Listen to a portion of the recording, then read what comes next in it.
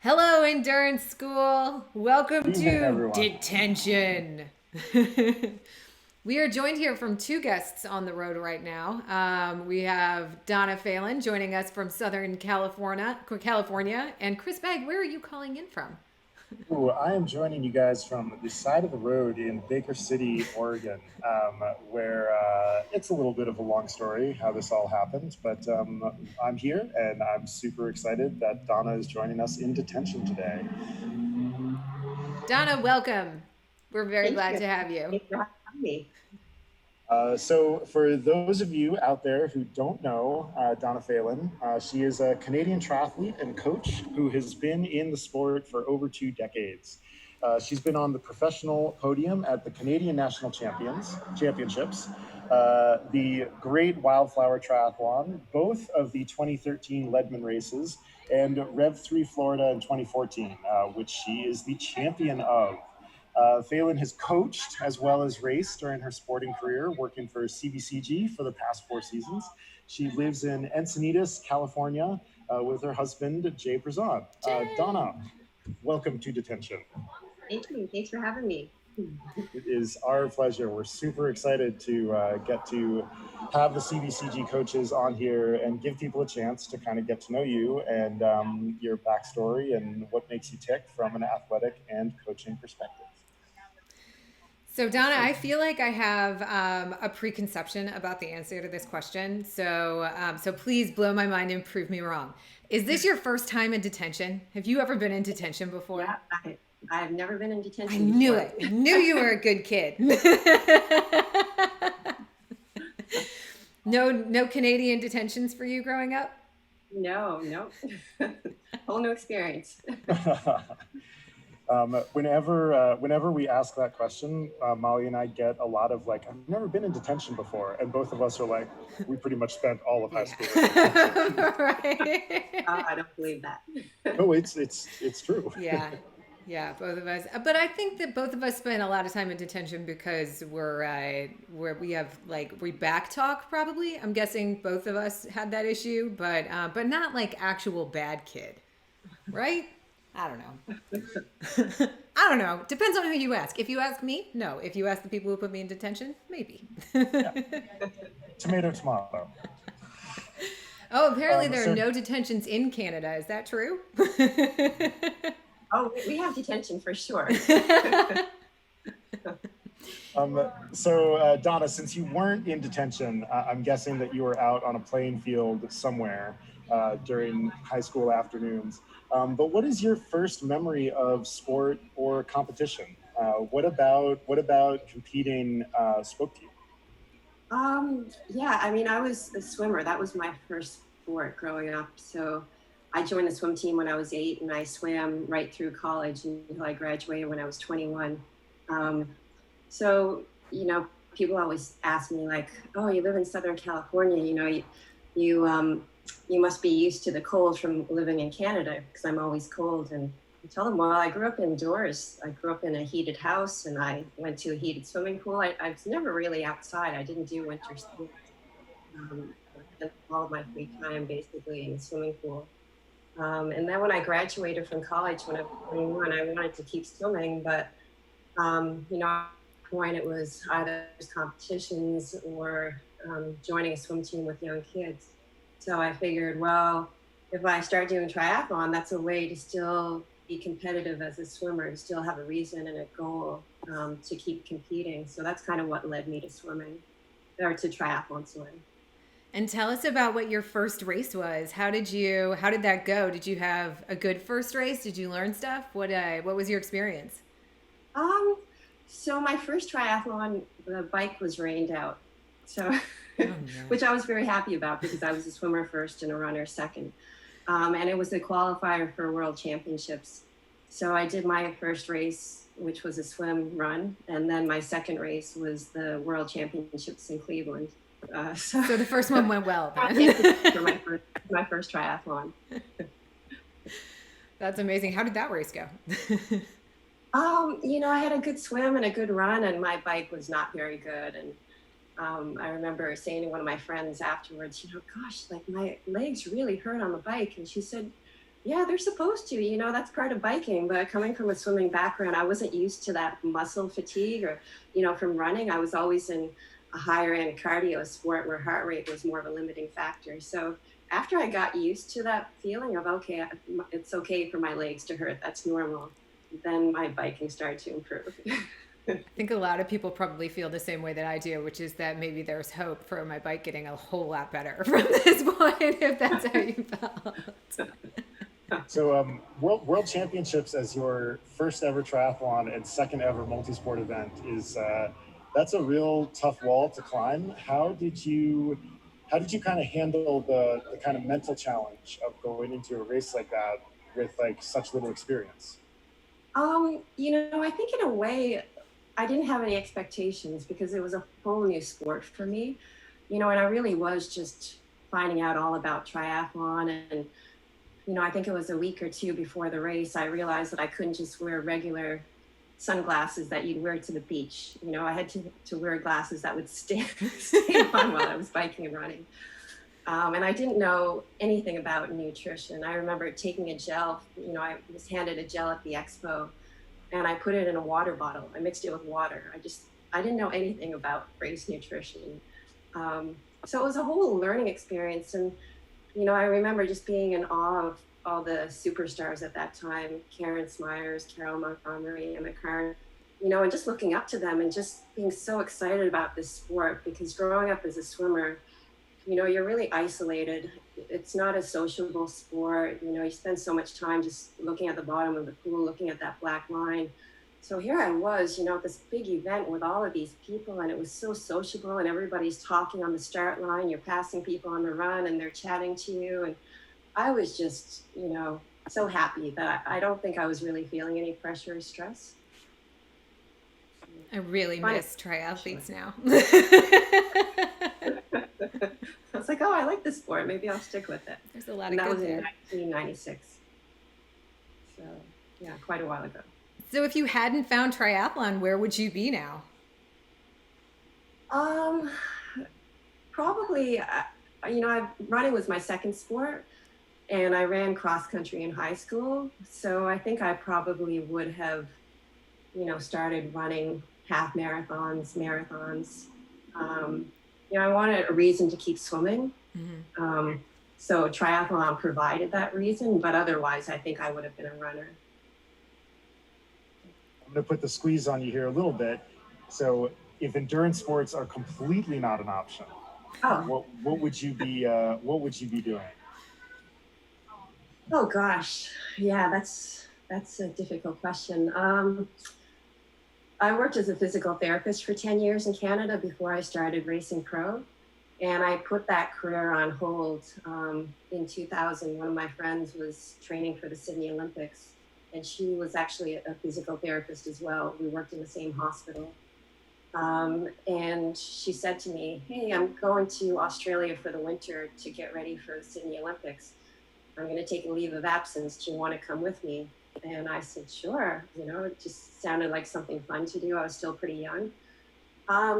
So I think if I hadn't gone down that road of, putting more of a focus on triathlon and becoming a pro triathlete, I probably, would still be working full time as a physical therapist.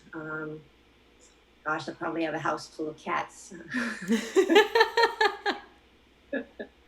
I won't say I had kids because that was never really part of my plan, but yeah. It's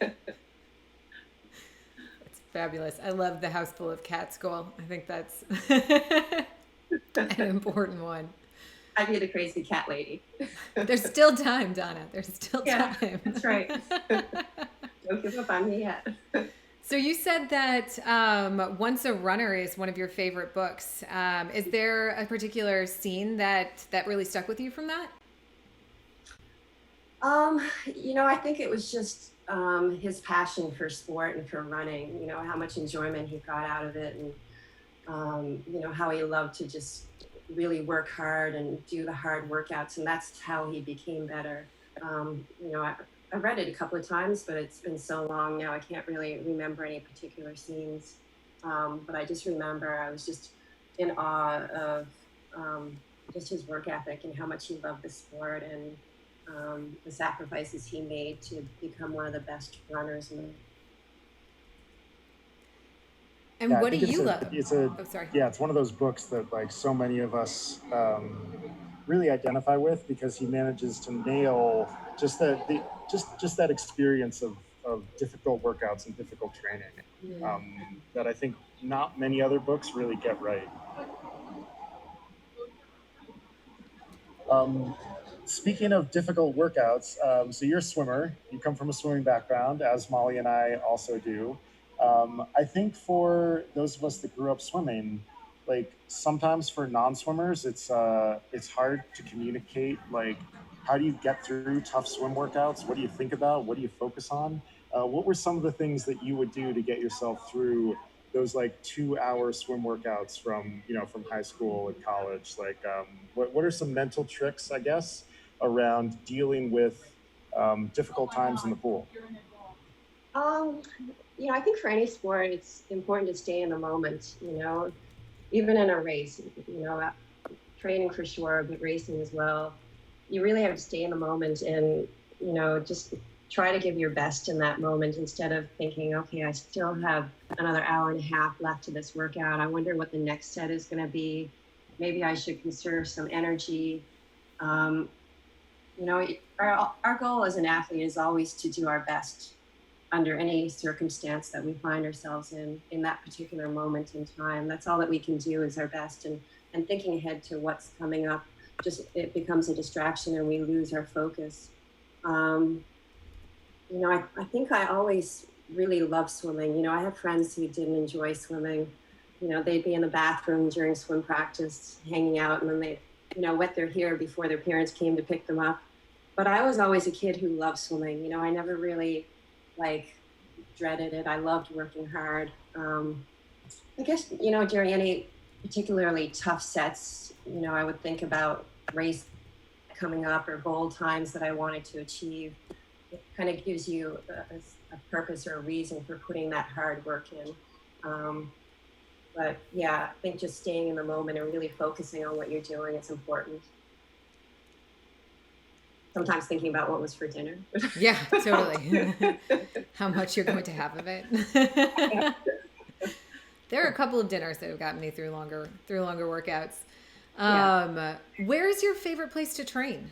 If you could swim anywhere, where would it be? Gosh, I love the heat, so it'd have to be somewhere hot. I spent 3 winters training in Asia, 2 in the Philippines and 1 in Thailand. And that was always my favorite place to train. I love the heat. The people there, they don't have a lot of money. There's a lot of poverty, but they're very happy. There's always kind of this happy, energetic atmosphere. There wasn't a lot of hustle and bustle, but the roads were pretty empty and great riding conditions. The times that I spent in Europe training, I didn't enjoy as much. The weather was cooler training up in the Alps. The people weren't as, I don't want to say friendly, but maybe not as sociable. And it just felt like a quieter kind of atmosphere. So I think I train the best when there's kind of more energy in the air and more kind of happiness and definitely hotter weather for sure. Totally So agree. building off of the training location, going through your list of results reveals an absolutely amazing list of places that you've raced. Where's your if you have like a sentimental favorite in terms of racing, either just an event or a location, what would it be?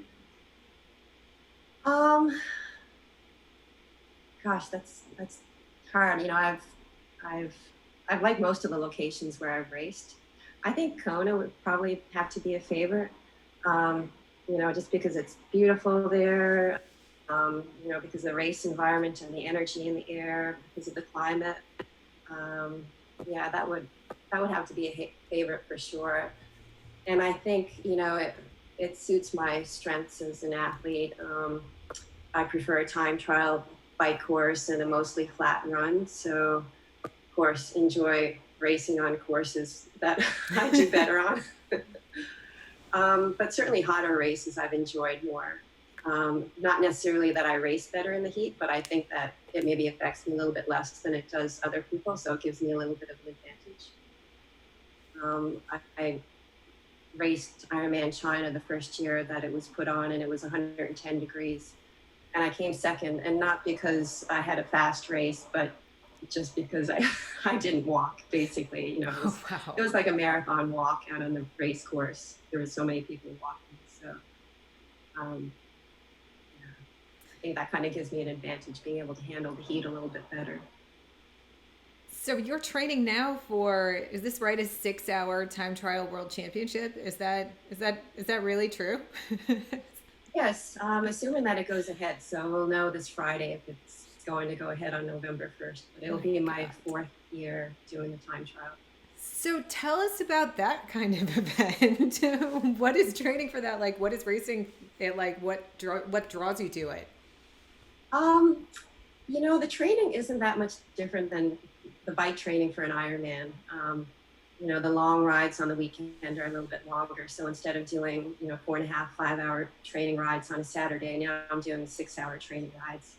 And I love long workouts.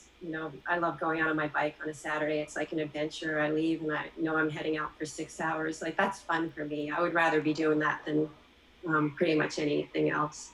So I think that's kind of what draws me to it, because it's not just the race itself that you have to enjoy doing, it's the training.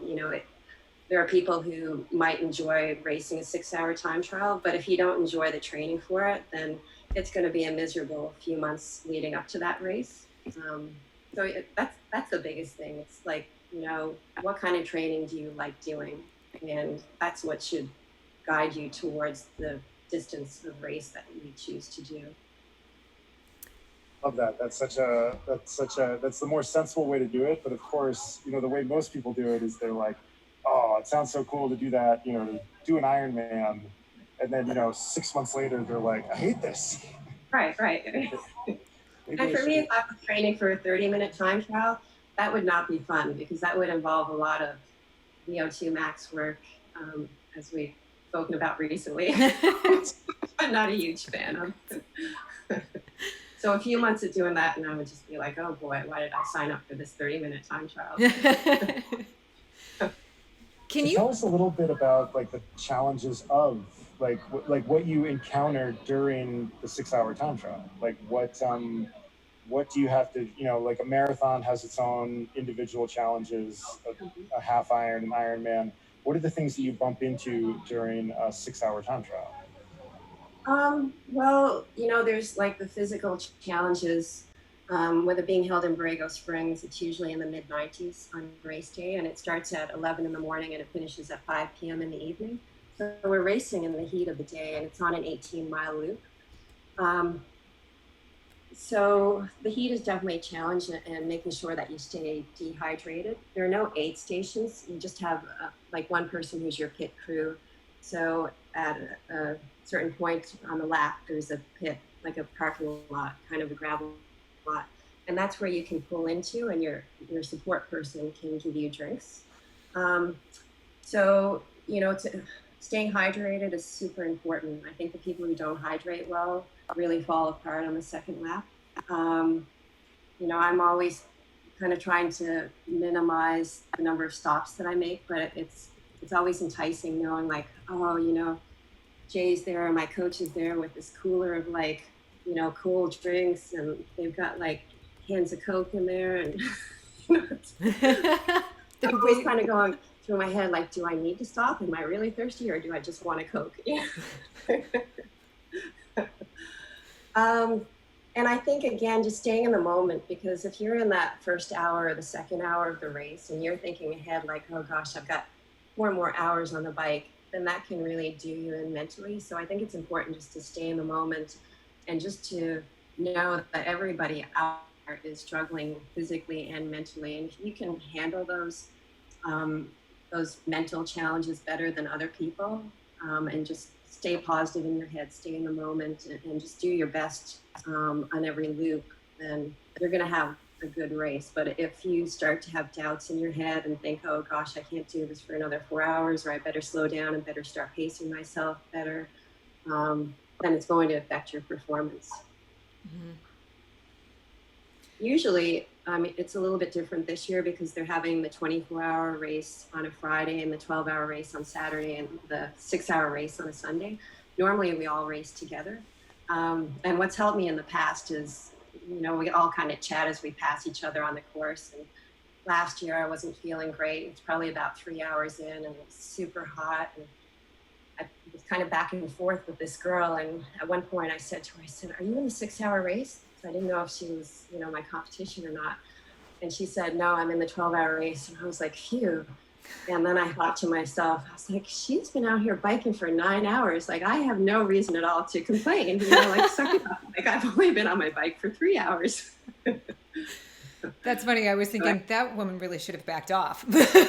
Like, she should have figured out that you were in this 6-hour race and just let you have it. But certainly staying hydrated is huge. That's the biggest physical, challenge, staying hydrated, making sure that you're keeping the calories coming in, because after 4 or 5 hours, gels and bars don't seem as appetizing as they normally do in the best of times. And what does? Cold Cokes, really. No, like marshmallow fluff or like Nutter Butters. Yeah, it's a lot of like just liquid calories and gels. It was so hot a couple of years ago that I took a bite of this like chocolate brownie Cliff Bar, and I couldn't chew it up. My mouth was so dry. I just ended up spitting it out again. I just kind of had to make a decision like, okay, next time I stop in the pit, like I need to grab more gels, like less bars, more gels. Mm-hmm. The bars were not going down very well. So I'm guessing if you went from, it's weird that my legs hurt on this bicycle, to being like a 6-hour time trial champion, that there were some real improvements that went into your bike at some point.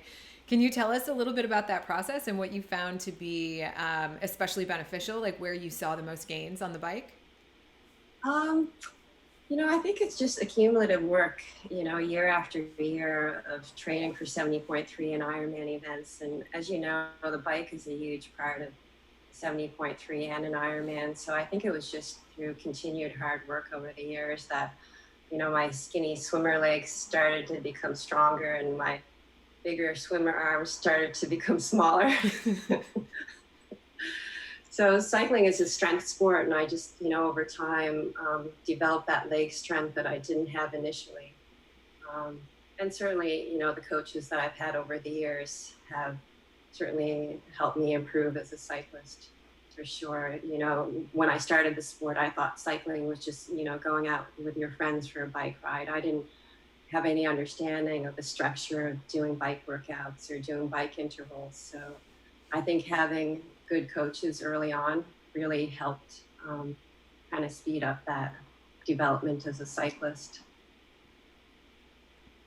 That was one of the questions that we kind of have later on, but I think we'll just jump down there. Like, if you could talk about some of the coaches that you have worked with in your career, and maybe something that you've learned from each of them, I think would be really cool. Something that helped your development in some way. Sure. Oh gosh, I've had a lot of coaches. So. Feel free to go in chronological order. I think probably the most influential coach was Brett Sutton. So I was coached by him for 5 years. He currently coaches Danielle Reef, the Ironman world champion. And he's had more triathlon world champions than any other coach in the sport. And I really learned the value of hard work with him. So when I was coached by him, I was basically in training camp most of the year. We were either in Brazil or Asia or Switzerland or Australia training for those 5 years. And, it was a very kind of focused training environment with a top level of athletes. So I really kind of learned that work ethic that you need in order to reach a high level in your sport. Before that, triathlon was kind of an important part of my life, but I also enjoyed having a social life and other hobbies that I had. So I think during those 5 years, I learned from other athletes as well as from Brett that if you want to do well, it does involve hard work. Um, and I don't know that it was the coaching that made such a big difference, but it was just having good training partners and being consistent with training day after day. You were accountable to somebody, you were accountable to your coach giving you workouts every day, and your training partners were out there with you doing the hard work. And that focus kind of, I think, really turned me into a better athlete. I went from being an average age group to becoming a pro athlete and having some top pro results during those 5 years. Um, and gosh, other coaches that I've had have been similar. I trained with Siri Lindley for a couple of years, Dave Scott for a couple of years. My first coach when I moved to the U.S. was Paula Newby Fraser, so I learned a lot about Ironman racing and training from her. And before I was coached by Brett Sutton, I was coached by the Canadian National Triathlon coach. And then when I went to Australia to train, I was coached by the Australian National Triathlon coach. So I really learned a lot about triathlon training from those coaches. And every coach is different. You learn a little bit. You learn something new from every coach. They all have their strengths and weaknesses based on their experience and how they learn their knowledge as a coach. And currently, my coach now was a former world, Tour de France cyclist. So he was 12th in the 2011 Tour de France, and he was on Lance Armstrong's team. So I've learned a lot about cycling from him. So that's kind of really helped to boost my cycling the last 3 years. And we actually just had a question from chat of who your current coach is. Do you want to say a little bit more? Tom Danielson. And what led you to work with him? I know that was kind of a switch in your coaching style. Are the people who have coached you? What drove that decision? It just kind of happened by chance. I was in Boulder training, and I was being coached by Julie Dibbins, and I just felt like I had kind of reached the point where I, was plateauing as a triathlete, and, coming from a swimming background, I felt like, I could kind of coach myself on the swim, and I had enough experience as a runner. Mm-hmm. And I really wanted to kind of up my level as a cyclist. I felt like that's where I had the biggest improvement to make.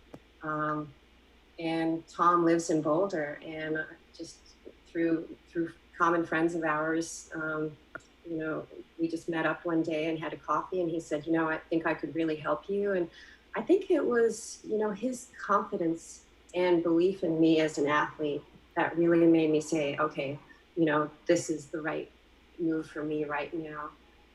And I think after so many years in the sport, I felt like I had a good knowledge of triathlon, and I could potentially coach myself, but it's always hard to coach yourself. It's hard because your emotions get in the way. It's hard to be rational when it comes to yourself. So your goals and aspirations kind of take over, and it's easy to do too much or to go too hard. Sometimes you need somebody to hold you back, or somebody just to have that objective view. So I think at that point in my career 3 years ago, what I really needed was to feel like somebody was kind of behind me, somebody was kind of on my team and really had a lot of confidence in me and belief in me as an athlete. The downside of having trained with a lot of high-level coaches over the years was that I was always kind of one of the lesser athletes in the group. I was always on a team of superstars, whether it was Chrissy Wellington or Miranda Carfree or Leanda Cave. So it was nice to feel like, I wasn't just kind of making up the numbers in a training group, that my coach had this belief in me that, my career was important to him, and he had that confidence that he could continue to help me improve. So with, all of these coaches, so we kind of talked about how it shaped your athletic career. What have you taken from them as a coach? Like what, and not all of them, but like what are a few like big picture things that these different coaches have done to shape your own coaching philosophy? Um, I guess, similar to what I was just kind of speaking about, coach having confidence in an athlete. I think that's huge. Every coach has a certain level of knowledge, whether they learn it through textbooks or through experience. Most coaches have comparable level of knowledge in this day and age. But I think it's so important to form that relationship with an athlete where the coach is not just doing it for money. They have an invested interest in your career as an athlete. And so, I hope that that's what I bring to my athletes is that they feel like, you know, I'm part of their journey as an athlete. Like their progress is important to me. And whenever I take on a new athlete, I always tell them, I'm like, your goals are now my goals. I'm part of that journey with them. They're not just making up the number on my athlete. They're not just making up the number of athletes that I have. Like I have a true vested interest in their performance from day to day and on race day. So I think that's super important for sure. We have another question in chat. Kirby would like to know how you ended up part of the CBCG family. So, gosh, maybe you can correct me, Chris, but it was 3 years ago, 4 years ago. Gosh, time flies. Probably 4 years now, I think. So Chris and I were both sponsored by Wadi Inc. And it was actually Wadi who put us together. So I was, kind of moving from being a pro triathlete to racing as an age grouper. And I had been coaching 5 or 6 years before I started with Chris, but I wanted to, devote more time to coaching. And Wadi said, hey, Chris would be a good person to join coaching services with.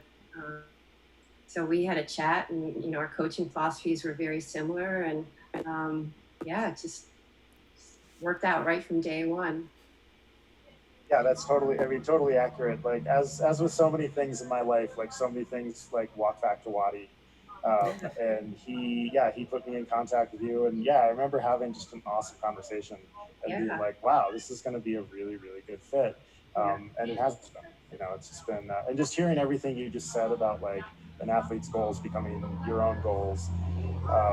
It's just such an important thing that we try to do here, is like, making the athlete's experience is about, education and development, and that we're part of that. Yeah, I think it's so important to have that relationship and communication with an athlete. I think a lot of coaches don't have that athlete relationship. They write out the athlete's program and send it to them or fill it in on Training Peaks.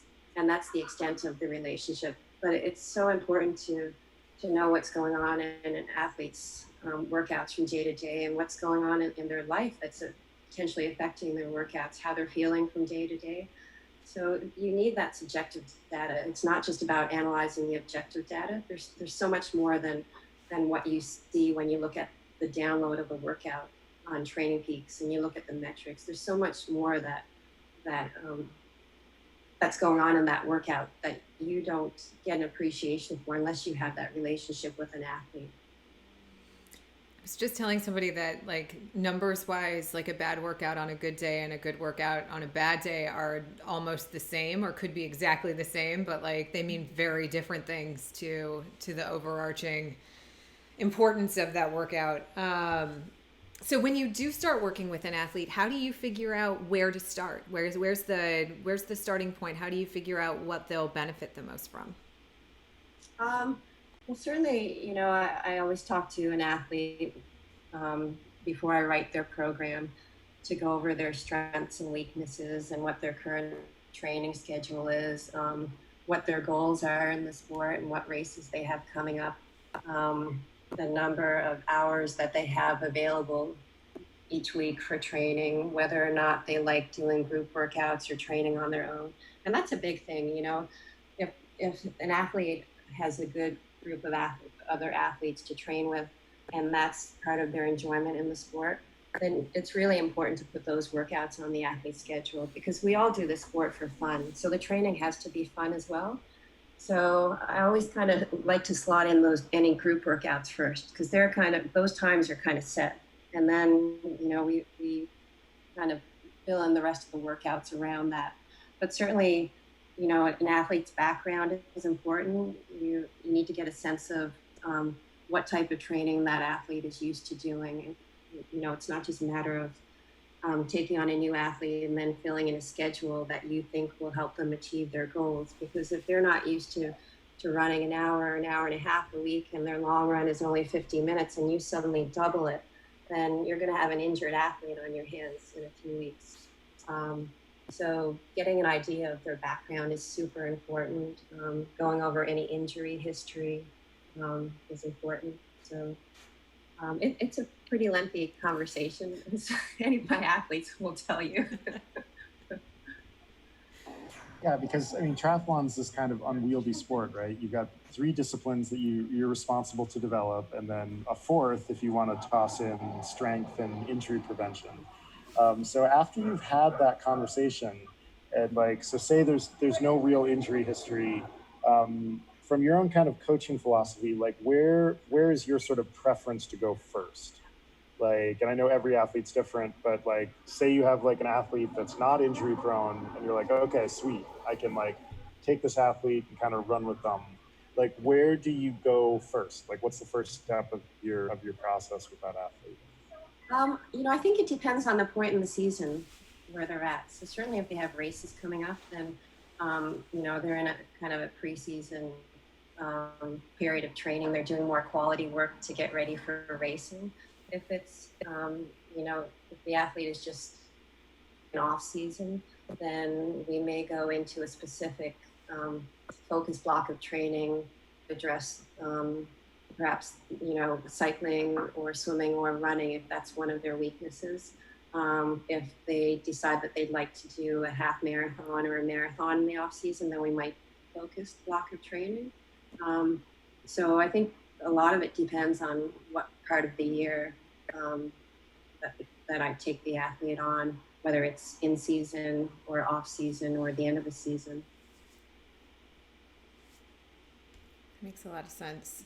And I'm not sure if that answers your question. If you're thinking more about the actual setup of the workouts, well, you know, certainly we go through bike testing and swim testing and run testing to determine their training zones and their pacing. So with this, what's your favorite run test to give someone? I think that, you know, like you've heard us talk about a lot of swim tests and bike tests. That's something that we definitely like chat about a lot. I know that for myself, and Molly and I have kicked this around too, that like effective run testing can be really difficult. Like, is there something that has worked for you in the past that you've really liked? I'm asking for a friend. Sure. Sure. So, you know, running is a little bit different than biking. You know, it's easy enough I shouldn't say it's easy, but you can get on the trainer and do a 20-minute bike test. And it, you know, it can give you a pretty consistent value, you know, whether you do it today or whether you do it tomorrow or next week. To get out and do a 20-minute run test is like running a hard 5K. So, you know, mentally at some point during that 20 minutes, the athlete is probably going to question their pacing. You know, they might think, well, I don't know if I can hold this up for 20 minutes. Running 20 minutes hard at your perceived maximal effort is tough.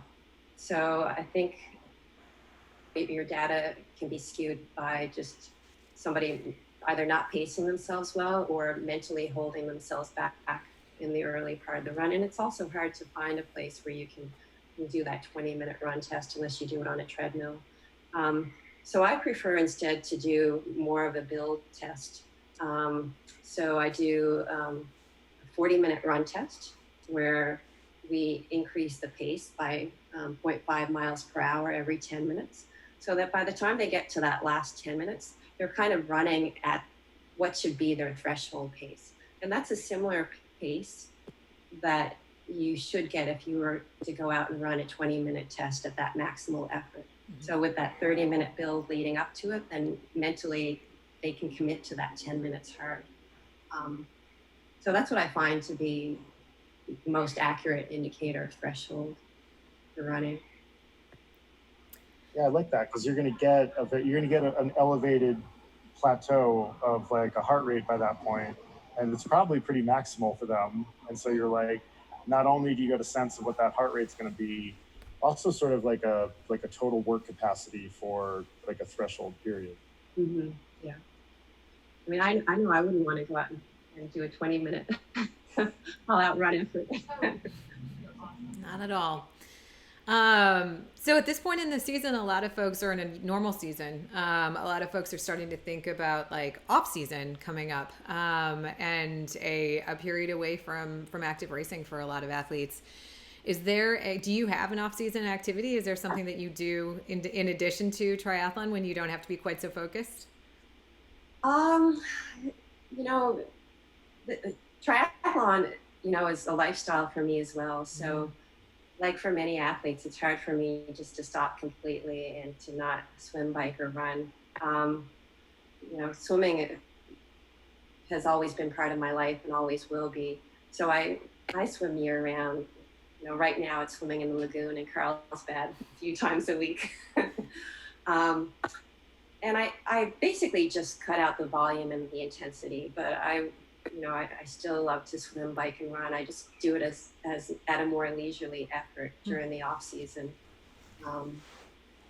until I'm ready to start building back up the volume again. But yeah, I'm not a bowler or a golfer. Do you ski? Don't most Canadians have to ski? Don't you? No. You don't have to? Okay. I don't knit or anything like that. Nothing. Darts. Hockey. You can definitely see Donna as a killer hockey player. Yeah, great. Speaking of sports that hurt you, you have endured like a pretty amazing injury history throughout your career. An injury history that probably would have brought lesser people to their knees. And I'm wondering if maybe you could talk a little bit about how you have dealt with injury over the years, and not let it kind of completely derail your development. Sure. Injury is certainly hard to deal with. And I think my way of dealing with it is, I think first I'm kind of in denial, like most people, thinking, oh, I can't be injured. Like, this is crazy. What? Like, I'm injured again? But I usually try to refocus right away. So as soon as I kind of accept that I'm injured, then I kind of map out a plan, like, okay, so I need to do PT for this many weeks. I need to do strengthening. I need to get this under control. And then once I kind of have a time frame of how long the rehab is going to be, then I right away start thinking about my race schedule. I'm like, okay, if this is September and I need to just let things cool off for the next couple of months and do rehab, then I'm looking at, okay, what races are on January? So right away I kind of refocus. If the races the next couple of months aren't going to happen, then I need to kind of have a vision and some goals for what I am training for. And I think that helps me through the rehab process, because I know that if I'm not sensible and I don't follow the rehab plan, then I'm not going to be ready for that new race calendar that I have planned out. So, I think if you don't refocus right away, then it becomes harder to deal with, because, anytime your races get canceled for whatever reason, if it's injured or, you have family crisis come up or something and you can't go to the race, it's like your dreams are crushed. And that's hard to do. I think just being able to refocus and come up with a new plan gives you like a renewed sense of excitement and motivation. You wake up in the morning, you think, okay, I've got to get my rehab done because I've got this race coming up in a couple of months. And then I guess the other thing that's always kind of helped me get through injuries, I don't know if help is the right word, but I know that I'm miserable when I can't race or train. And that's why I always come back. You know, I always am willing to go through the rehab and willing to take the time off if needed, because I know that um, it's a lifestyle that I really love. I love training for triathlon. I love racing triathlon. So, you know, it's never entered my head to say, oh, you know, enough is enough. I'm going to quit this sport, because if I wasn't doing triathlon, I would be more miserable. You know, that's never been a thought in my head. You know, I'll probably be like 80 years old, you know, hobbling to the start line with my cane or my walker. um, so yeah, I think just readjusting your goals and having a new vision helps. And, you know, it also makes you appreciate why you do the sport. You know, I think sometimes when we're training day after day, week after week, month after month, we kind of sometimes question ourselves, or the grass can look greener on the other side, and we can think, oh, you know, it would be nice to just sleep in this morning, or, you know, go to the beach. Like, you know, look at those people just hang out at the cafe. They're not doing anything. That must be so nice. But then when you're forced onto the sidelines, you realize, like, you know, it's really not so much fun on the sidelines. This is why I do the sport. Um, so I think it's helped me have that appreciation for my enjoyment of doing triathlon. You realize that cafes aren't all that fun. Yeah, You race never morning, really you know, liked when you it see the anyway. spectators on the side with their coffee and their donuts, and you're getting ready to head to the swim start, and you think, oh, gosh, I could be over there like having a coffee and a donut. Like, why am I doing this? I have that moment every single race. Given the Yeah. opportunity, then you realize, like, yeah, it's not really so much fun over there. Yeah. And spectating is hard too. It's really hard. It is. It's hard. I can't wait to cheer for you as you crush the 80 to 84-year-old age group at Kona the next time that you do it. I may not hear you though, Molly. I'll remember to put my hearing aid in. That's right. I'll be really loud. So. Yeah. So, folks in chat, we're going to ask Donna another couple of questions, but make sure you drop in any questions that you would like to have us ask. Too far away from the coffee part of my day. But we have a lot of folks here showing you love, Donna. We've got many of your athletes and folks who know of you. So, big chat day here at the Endurance School. Well, very nice. Awesome. Thank you. Is there an athlete, and you don't have to name names, but is there an athlete about like whose development that you're super proud? And again, you don't have to name names. You can just kind of talk about their general experience. But I know we all have those athletes where we're like, wow, like everything really came together, and I'm super stoked about that result. And if you could, if you have someone in mind like that, I'd love to hear you talk about what that process was like and how that athlete developed a bit. Sure.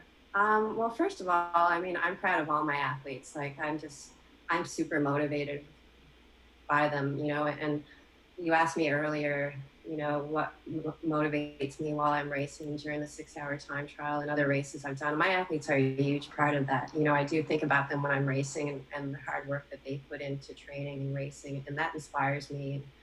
You know, I feel like they're behind me as well as me being behind them. So, you know, I'm equally proud of all the athletes that I've coached. But certainly, you know, any athletes who are really passionate about the sport, who get up early in the morning, make that commitment to get up at 5 a.m. to get their workouts in before a long day at work, on their feet and you know, dealing with work stress. They go home, you know, and don't have a lot of downtime in the evening, but they go to bed early and really put the work into becoming a better athlete. You know, it's that passion and that work ethic that is really rewarding as a coach. You know, to see the progress that comes from the commitment to training and the hard work. And it's really, you know, the consistency of training day in, day out, week after week, month after month. And certainly athletes miss workouts because life gets in the way. You know, it happens to all of us. But it's those athletes who are consistent the majority of time and have a good work ethic and are passionate about the sport that you really see their hard work pay off. Mm-hmm. So I'm just gonna. Do you have a kitty? Yay! Hi. Who is this? Stealing the spotlight. This is Ponzu, my 5-month-old. Oh my God, Hansu's Wanting dinner, beautiful. walking across my lap, now giving me a kick. I was hoping we'd have a kitty cameo. So Jenny wants to know what type of sports the athletes that you train participate in. Are they mainly triathletes? Do you have any other types of sports in the mix there? Mainly triathletes. I have one runner who I'm coaching right now, Fun. but the rest are triathletes. You gonna sway her to the certainly dark do side? enjoy coaching swimmers, cyclists, and runners. Single sport athletes as well.